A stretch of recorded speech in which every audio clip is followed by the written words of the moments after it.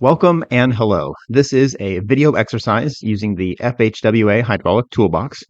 And in this exercise, I've titled it Critical Slope in a Circular Channel. So what we're going to do is calculate the critical slope in a circular channel. I'm going to bring up to the screen the problem statement right here. We're given a constant discharge of 10 CFS. We're going to be using a pipe diameter of 2 foot, 4 foot, and 6 foot. The shape, of course, is circular and the material is concrete. With this information, what we want to find is the critical slope for these three different pipe diameters. And we're going to be using the channel calculator tool within the hydraulic toolbox.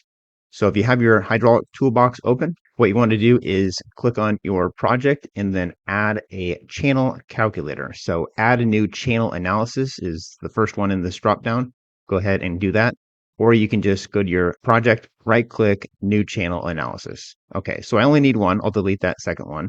Then double click or just right click and channel data. This will bring up the channel calculator.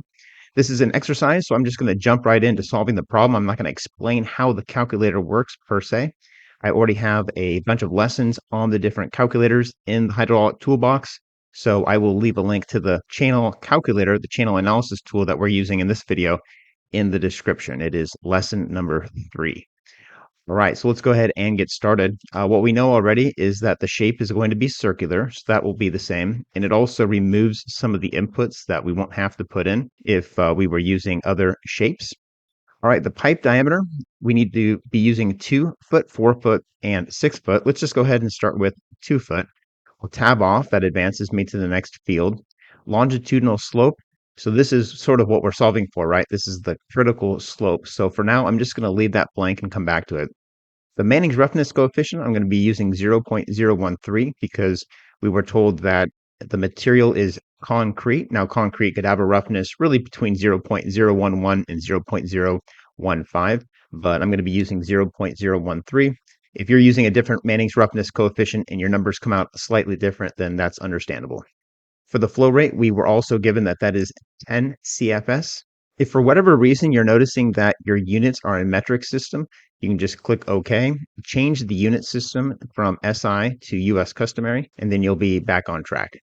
Okay, so where were we? Before we can click the calculate button, we need to actually add a longitudinal slope.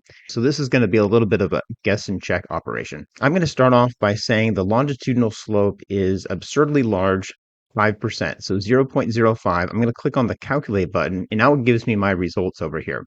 So the 10 CFS, that's something we put. There's a number of results we're not interested in, like depth, flow area, wetted perimeter. But what we are interested in is this Froude number right here. Now, critical flow conditions, the Froude number is going to be 1.000, and right now it is 3.349. So what that tells me is we are dealing with supercritical flow, and the slope that we used was too large. So what I'm going to do is iteratively change this longitudinal slope until the Froude number becomes 1.00. And in that situation, the critical depth is going to equal the actual depth. The critical velocity is going to be equal to the average velocity, and so on. So for the next longitudinal slope, I'm going to type in, how about 0.02? That's 2%. I'm going to click on the calculate button. Now we have a Froude number of 2.1. So that's greater than 1. It means our slope is still too steep. I'm going to try 0.005 now and then click on calculate. All right, now our Froude number is less than 1. This is subcritical flow, which means 0.5% is not steep enough. I'm going to try 0.006. Calculate. We're at 1.088. That's too steep. So I'll try one final slope. This should be it, 0.052. So a 0.52% slope. Click calculate. The Froude number is now 1.00. All right. So we're 1/3 done with this exercise. We've solved the first of 3 pipe diameters, the one that's 2 feet. Next one I'm going to do is change the 2 feet to 4 feet. And then for the longitudinal slope, I'll start with something a little bit larger than I know is true at 1%. I'll click on calculate. It tells me the Froude number is 1.644. All right, we know that that is too steep. So let's try half the slope, which is 0.5%. Click on calculate. Froude number is 1.176. Let's make that slope even less. How about 0.003 and then calculate? All right, the fruit number is less than 1. So we know that the critical slope is between 0.003 and 0.005. Looking at the fruit number for 0.003 and 0.005, it's probably closer to 0.003. So I'm just going to go 0.37%, calculate. Okay, really close, a little too steep. How about 0.36%, calculate. All right, 1.002 is probably the closest we're going to get without adding another significant figure. So we'll go ahead and leave it at that. We've solved the 4-foot diameter pipe scenario. And lastly, let's increase to 6 feet diameter. Instead of changing the longitudinal slope, let's just start it right here because it's probably going to be pretty close to 0.0036 for our critical slope. I'm going to click on calculate. Fru number is already very close to 1, but it looks like it's a little bit too steep. We want the fru number to be 1, so let's just decrease the longitudinal slope to 0.035. Calculate. Okay, getting closer. 0.0034 and calculate. Okay, 1.001. Again, that's probably the closest we're going to get without adding another decimal or significant figure to our slope. Now, what you may have noticed over here in the results is I already have a critical slope field, which for the 6-foot diameter pipe is 0.00339. So let's go ahead and type that in instead, 339. And if I click on calculate, boom, fru number. Okay, so it's now rounding up, but pretty much the same as what we had when I typed in 0.0034. So the critical slope right here is probably a quicker way. We could go ahead and just type in 8 feet right here. And if I click on calculate, here's the fru number, 1.006. And then the critical slope is 0.00335. So if I just change that last 9 to a 5 and then clicked on calculate, the fru number is exactly 1. So what we were doing earlier was iterating, changing that longitudinal slope until the fru number equals 1 based on what the current fru number was in the previous iteration.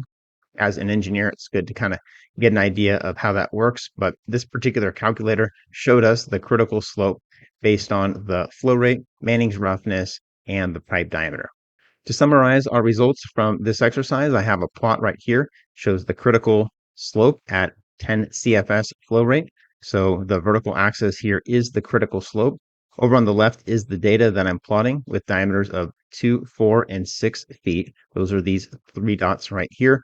As you can see, the general shape of the curve is starting to take shape where we have the critical slope decreases as the pipe diameter increases. Of course, this is based on the Manning's roughness coefficient for concrete, which I used of 0.013. Now, you may be wondering what happens if the flow rate is different than 10 CFS. So to satisfy that curiosity, I went ahead and used a flow rate of 20 CFS, which resulted in a higher critical slope at the 2-foot diameter pipe. In fact, that was almost fully flowing. But then at 4 feet and 6 feet diameter pipe and probably larger size diameter pipes, the critical slope was slightly less for the higher flow rate of 20 CFS compared to 10 CFS. All right, so if you wanted to see what these flow rates look like in the cross section, let's go ahead and take a look at the 2-foot diameter calculations for 10 CFS and 20 CFS. So here is 2-foot diameter. Remember, this is for 10 CFS now. If I click on calculate, I need to also match the longitudinal slope to the critical slope, which is 0.00521. So there's that. Calculate. Fru numbers 1 or close enough.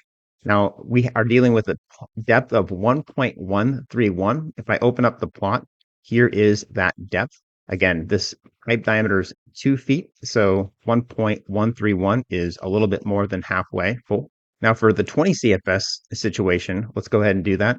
I'll change the 10 to a 20, click on calculate. Okay, it's giving me this error warning, which says that the channel cannot handle that flow, either increase the pipe diameter or decrease the flow.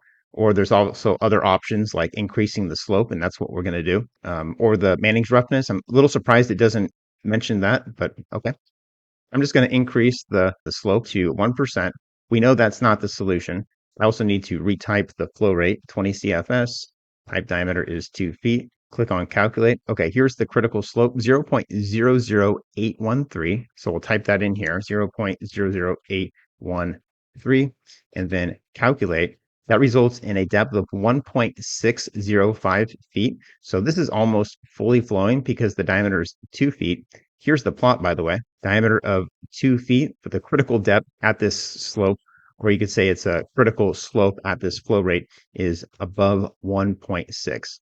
So on a percentage basis, you're looking at about 90% fully flowing by area. 2.702 divided by 3.14159 is 86% fully flowing by area.